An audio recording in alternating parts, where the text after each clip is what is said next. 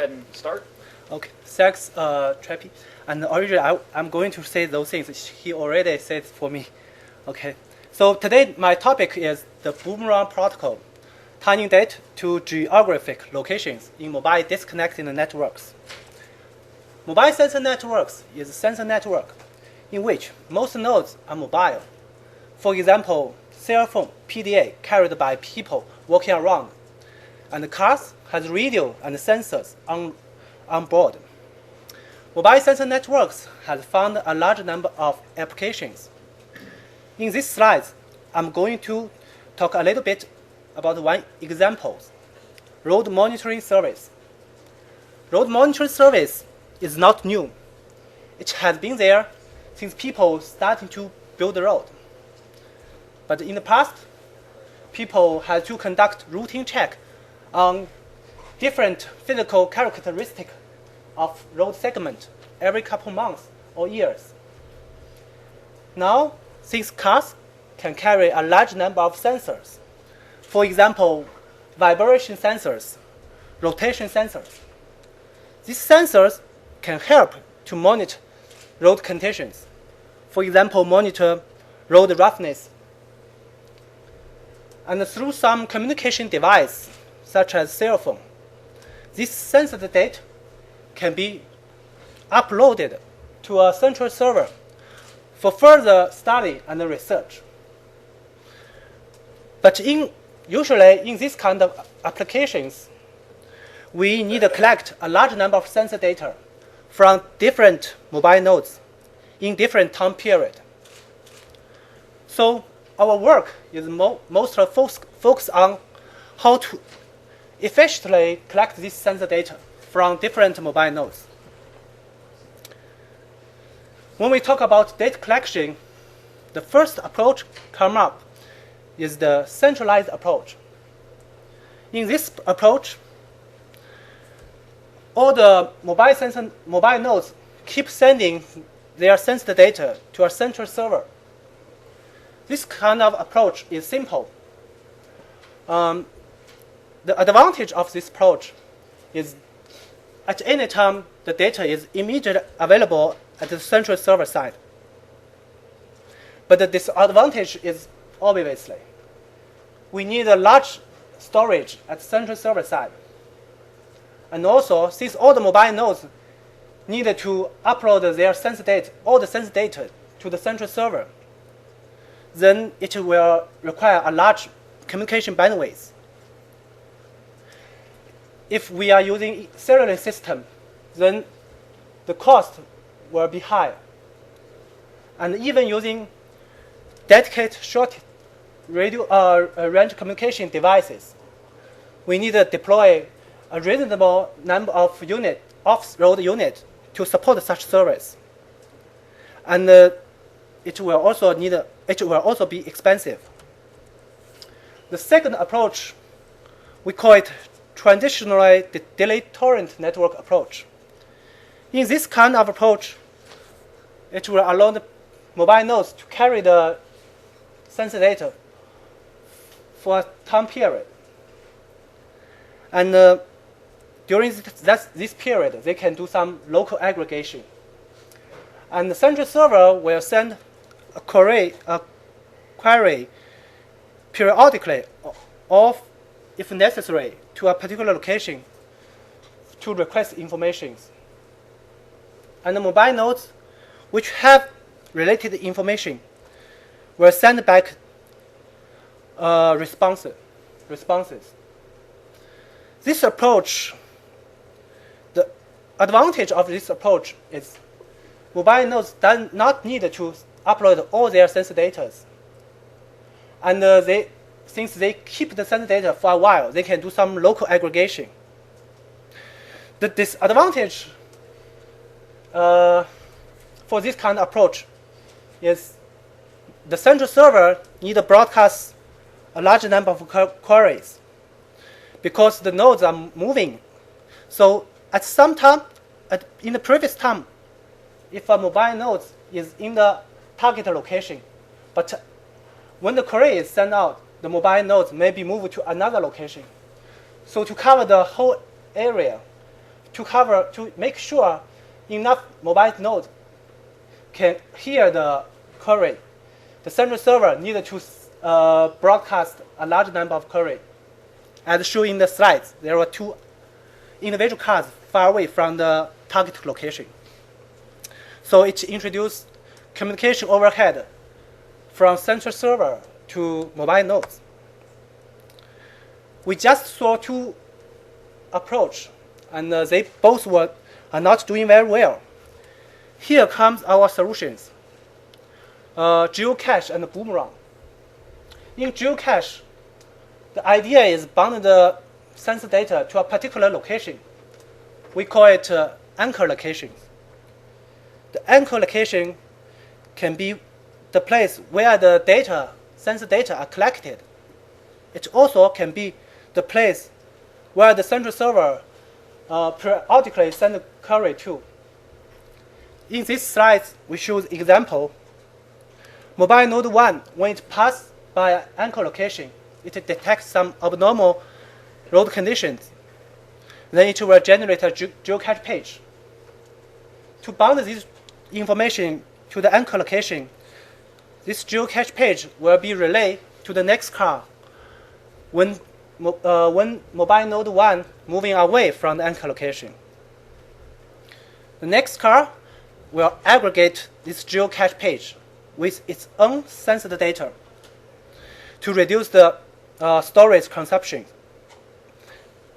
And then later on, mobile node 4 can continue to relay this Geo-Cache page to the following cars. When the following car, for example, in this slide, mobile node 8 receive the Geo-Cache page, it will do the aggregation again. And at that time, if there is a query, this slide is wrong. The array make the wrong direction. So if there is at that time, if the central server send a query to mobile node 8, it will send back upload the Geo-Cache page to the central server. If there is no query sent from the central server, mobile node 8 will continue relay the Geo-Cache page to the next cars. The problem arises if there is no car followed by mobile node 8. What should we do? And that time, we will rely on the Boomerang protocols. In Boomerang protocol, we allow the nodes carry the Geo-Cache page for a certain time period. And after that time period, it will starting to find another mobile node to carry back the Geo-Cache page. As shown in the slides, another car drive from opposite direction, carry back the information. But this is not the end of the story. Another problem arises when mobile node 8 is trying to hand over its Geo-Cache page to other cars. If there are multiple choice, which one should it pick? It is obviously clearly we should pick the one can return the Boomerang packet with high probability, or can return it fast and quick. This kind of solution we call it selection schemes. And we started 2 selection schemes. One is called distance-based select scheme, and the other one is called trajectory-based select scheme. In distance-based select scheme, the mobile node always pick a node which is most close to the anchor locations. As shown in the slides, the anchor location is A, and the mobile node is E in the right side of the slides. So the current carrier B will send the Geo-Cache page to node E, and E will try to bring back this packet to the anchor location. However, this scheme ignores the factor most nodes are moving on roadway only. So it's possible there is no feasible path between node E and anchor location A. In such case, we need a trajectory-based select scheme. In trajectory-based select scheme, we let the current carrier keep a path history, call it a trajectory. The trajectory is cut into several segments. And when a node initial handover, it first broadcasts its trajectory information to all the neighbors. The neighbors which hear the trajectory information will compare their current location or even the future path, expected path, to the trajectory segment. If they are on the segment which are most close to the anchor location, and if they are driving from the opposite direction, we give higher priority. So this high priority will also convert to a short time delay for ACK packet. So the idea is the best candidate should have should have shortest short time delay before the ACK package. So when a node send out an ACK package, other node which overhear this information, this package, will give up their chance to be the next carrier. And furthermore, they will actually transmit their geocache page to the next carrier. In some case, the road is really sparse. A mobile node move on the road for a long time and couldn't find any mobile node moving around. Then we have to go back to the infrastructure systems. For example, cellular Wi-Fi. This system can help to keep the geocache page for a time period, or they can relay the geocache page for some certain distance. We did this implementation to prove the concept, and also try to find the problem maybe exists when implement such systems. We implement using outdoor orbital node and collect sensor data through onboard dynamic systems. We also collect GPS information, images, store them on the local database. We're using Astron Wi-Fi card to do the communication part. The picture shows a simple example for experiment. Mobile node B and A both drive from the same direction and passing the anchor location. They will generate geocache pages. And when car A meet car C from opposite direction, it hand over its geocache page, and car C become the carrier, bring back the package. Along the road, it also collects geocache page from node B. For such a simple experiment, we found the divergence detection is a very critical problem in implements, especially for the trajectory-based selection schemes. The divergence detection occurs when nodes bring the geocache page to the anchor location. They need to frequently check their current location with the trajectory information. If they found they are already off the trajectory, they should initial handover again. But due to the inaccuracy of the GPS data, sometimes this information is wrong. So a mobile node maybe think it's already off trajectory, but it's actually still on the trajectory. Then it will introduce unnecessary communication overhead. Or the mobile node maybe think it's already it's still on the trajectory, but it's actually already off the trajectory. Then it maybe delay the handover process. and maybe reduce the return probability. So next, we started the divergence detection. We claim there is a divergence when the current mobile node's distance compared to the trajectory, the distance is bigger than some threshold, and the heading direction is bigger than some threshold. And we try to find the optimal values through real experiment. We collect 2 hours GPS data in New Brunswick. We drive on one road twice. The first time we drive only on the main loop, and the second time we drive off-street road frequently. Then we collect these 2 traces and overlay them, cut them into a number of segment pairs. For each pair, we labeled with divergence or not divergence.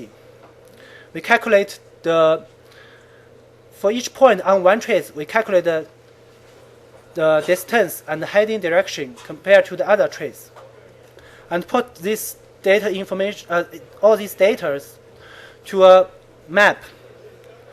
And the x-axis is the heading difference. The y-axis is the distance. Using some cluster algorithms, we calculate the optimal threshold values. And finally, in the end, the result we get achieve a false positive rate 0.013 and false negative rate 0.18.